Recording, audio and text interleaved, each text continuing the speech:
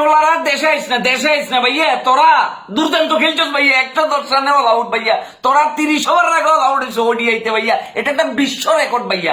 আরে ভাইয়া, south Africa যদি নামিবিয়ার লোকে ফুটি দিতে পারে, আমরা ওখানে কি ভাইয়া? আমাদের প্লেয়াররা যা খেলছে ভাইয়া, তোরা একটা কাম কর ভাইয়া, আবুধাবিতে কাম খুঁজিল ভাইয়া। আরে ভাইয়া, হার্টের রুগীরা বিছনা থেকে উঠতে পারতেছে না ভাইয়া, যেটা কত মানুষের ঘর ভাঙছে, কত জুয়ারিরা যে পথে পথে হয়ে গেছে গো ভাইয়া।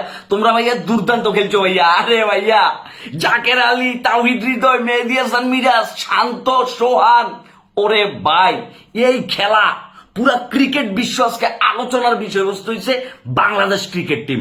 মাননীয় ক্রীড়া উপদেষ্টা, আপনার উচিত আজকে দুর্দান্ত খেলার কারণে বাংলাদেশের ক্রিকেট সংশ্লিষ্ট যারা আছে সবাই 2টা করে গাড়ি, 4টা করে বাড়ি, 5টা করে নারী, 20 ভরি করে স্বর্ণ দিয়া তা করে চাঁদের ভিতরে জমি কিনা দেন 5 করে ভাই। যে দুর্দান্ত খেলাটা খেলছে আমাকে পোলারা। আর ভাই, তোমরা আসবার সময় কিন্তু অবশ্যই আমাকে লাগে কি সাবান আনবা, শ্যাম্পু আনবা, সুনু পাউডার, তারপরে কি ভাই খেজুর আনলো, কিন্তু খেজুর খাইলে কিন্তু উনছি সেই শক্তি হয় ভাই।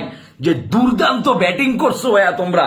ওরে ভাই, আফগানিস্তান তো মনে করছে আজকে কি আফগানিস্তান রাত্রে ঘুমই হবে না, যে কি দুর্দান্ত ব্যাটিং করছে বাংলাদেশ আজকে, মাথা নষ্ট ব্যাটিং ভাইয়া।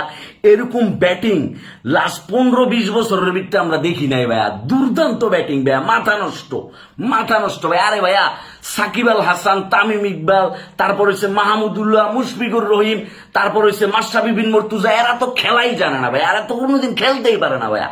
তোমরা এই আধুনিক যুগের পোলাপাইন যে খেলাটা দেখাইছো, মনটাই চাইতেছে ভাইয়া প্যান্ডা খুললে মনে করে যে গাঙ্গের পারে যাইয়া আস্তে করে হতেন আর শোকেন হয়ে যায়। যাই হোক, বাংলাদেশ ক্রিকেট টিমে আমি একটা পুরস্কার দিতে চাইতেছি, পাশা বাইরে কইয়া তাগরে যেমন হতেন আর শোকেনের ব্যবস্থা করেন লগে।